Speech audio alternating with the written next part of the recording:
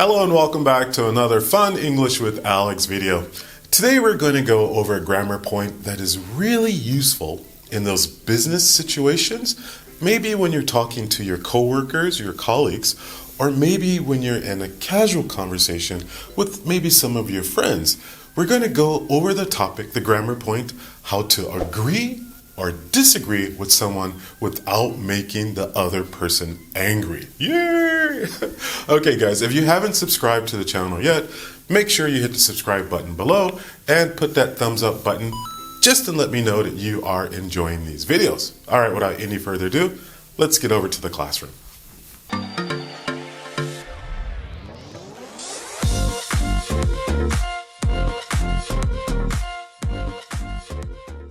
Okay, let's get started. So you might be saying to yourself, Alex, I understand how practicing how to disagree with someone might be important, but agreeing with someone, that makes everyone happy. No, actually, you can get into just as much trouble agreeing with someone than you could disagreeing with someone. And let me explain. Now imagine you're in a group of friends or maybe colleagues at work, and one of the colleagues or one of your friends or coworkers say to you, Alex, I think all American people are fat because they eat too much fast food. Now, maybe you do agree with that statement, but maybe some of the other people in the group, they might be American, or maybe some of the other individuals in the group might be big people. So if you agree with this person, you might make the other people in the group uncomfortable. So you understand what I mean? Sometimes agreeing causes just as many problems as disagreeing. So today what we're going to do is give you some very neutral words that will really help you stay in the middle, where you kind of walk that balance rope, where you don't have to agree or disagree, but still be able to answer someone's question. All right, let's take a look at some examples here. All right, let's take a look at that example we were talking about earlier. So maybe one of your colleagues or one of your friends said to you that he or she thinks that most of the people that live in America are very large or very fat because they eat a lot of fast food. Now, how can you respond to this person without making other people uncomfortable or without making other people mad or angry? Let me give you a few examples here. I understand your point of view. I understand your point of view. Now think about that. If someone says to you, I understand your point of view, did that person agree with you or did that person disagree with you? It's not very clear. You're very in the middle. You're very neutral, or one of my favorite English words, ambiguity. Now, that word is a lot harder to say, but basically what it means is answering someone, but not answering someone. Because if you say to me, Alex, I think most people in America are fat because they like to eat fast food, and I say to you, I understand your point of view. I never said I agreed with you. I never said I disagree with you. All I said was, I understand your point of view. Now, this is one of those neutral phrases, one of those phrases that have a lot of ambiguity because you're not clear what you're trying to say. But this is perfect in a business situation because you don't want to make your coworkers or your colleagues angry with you. And with your friends too, you don't want to hurt your other friends' feelings. So by making a statement like, I understand your point of view, you're staying neutral. You're staying right in the middle. You are in the safe zone. Yeah, pretty good, huh? All right, let's take a look at another one. What if you said, that's an interesting opinion? Again, ambiguity, being neutral, being right in the middle. That's an interesting opinion. You never said you agree, and you never said you disagree. But what you did was you responded to someone's comment, if someone asked you a question, by not being rude, because you stayed neutral. You stayed in the middle. This is really, really important, particularly in a business setting. Now, I have to tell you, I lived in Japan for almost 20 years, about 2 decades. And I have to tell you, Japanese people are amazing at ambiguity, at being neutral. The way the Japanese language is set, you're almost always right in the middle. And there's an expression that I really do love that Japanese people use, and the expression is, so kana. Now, anyone who speaks Japanese or been to Japan before, you know, so kana. If you literally translate that, it means, oh, maybe, I think so, I'm not sure.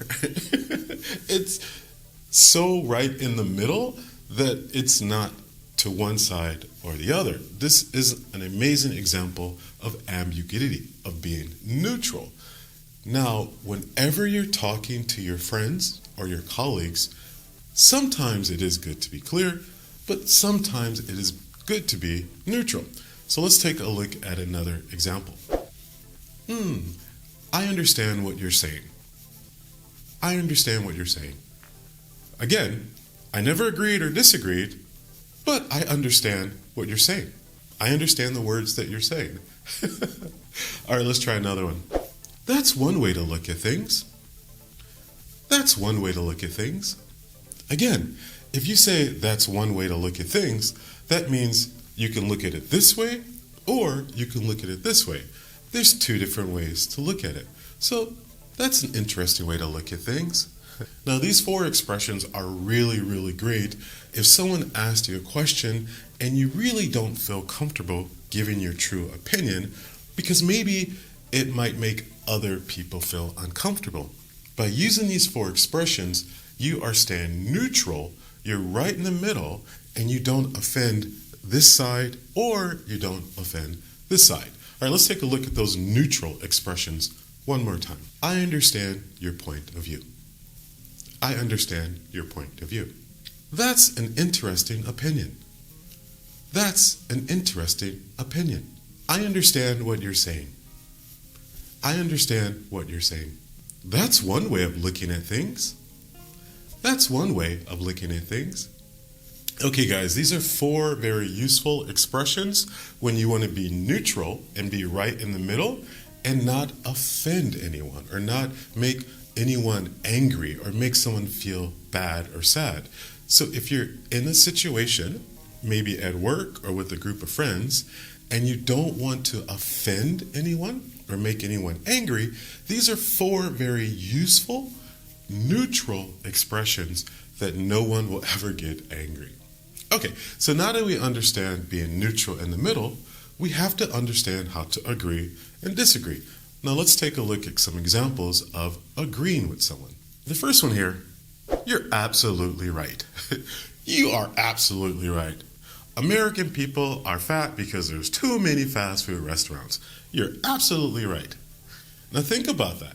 If someone made that comment and I said, you're absolutely right, then I might make someone in the group very uncomfortable and maybe a little sad. So this is agreeing, but you're being very, very clear. You're absolutely right. Or you could say, I think so too. I think so too. Or you could say, so do I. So do I. Or the 4th one, I couldn't agree more. I couldn't agree more. Now this last one might be a little bit more business English, more business style. I couldn't agree with you more. These are 5 expressions that you will use when you want to agree with someone. Now let's take a look at 5 expressions when you want to disagree with someone. I do not agree with you. I do not agree with you. That's not entirely true. That's not entirely true. No, I disagree. No, I disagree. I'm not sure about that. I'm not sure about that. I'm afraid I have to disagree. I'm afraid I would have to disagree. Now again, this last one might be a little bit more business English. So, I'm afraid I would have to disagree. You can use this in maybe a business meeting because it's very formal and it's more business type English that you can use with work. Maybe with your friends, you could say this, but it might sound a little bit funny because this is something you might use more at the office. Okay, so now we went over 5 different ways to agree with someone. We went over 4 different ways to be neutral right in the middle, and we went over 5 ways to disagree with someone. Now, what I want from you today, I'm going to give you 4 statements, and I want you to tell me what you think. So what I want you to do in the comment section below, for example, Alex, number 3, you're absolutely right. I want you to use one of the expressions that we practiced today and use it in the comment section below. Yay! A little bit of homework. Okay, guys. Again, I will give you 4 different statements. Choose one statement, and I want you to give me your opinion in the comment section below. All right, let's get started with the first statement. I think there is too much violence on television. I think there's too much violence on television. Okay, if you want to, you can leave a comment down below about this statement, or you can wait and listen to the other statements. Or you can leave a comment about all the statements if you like. I just want you to practice giving your opinion by agreeing, being neutral, or disagree. Okay, let's take a look at the second statement. I think having a lot of money causes too many problems. I think having a lot of money causes too many problems. What do you think? All right, let's look at the third statement. In my opinion, cats are better than dogs. I think dogs are stupid. I love dogs, by the way. And the fourth statement here, I think the internet is a bad thing and kids should never be able to use the internet. I think the internet is a bad thing. Okay, guys, I gave you 4 statements here. I want you to practice giving me your opinion. So you can choose 1 or you can choose 2 or 3, how many ever you want, but I want you to practice giving me your opinion. So are you going to agree? Are you going to be neutral, or are you going to disagree? Okay, guys, I hope you got a lot out of this video. For me, what I tend to do whenever I'm having a conversation with someone, if it's a close friend and maybe you're one-on-one, so maybe just you and one other person, maybe it's okay to maybe give your true opinion, maybe agree or disagree. But for me, whenever I'm in a group of people, I really want to stay neutral. So I normally use those 4 neutral expressions. That way you're always safe and you won't offend anyone. All right, guys, until I see you next week, aloha.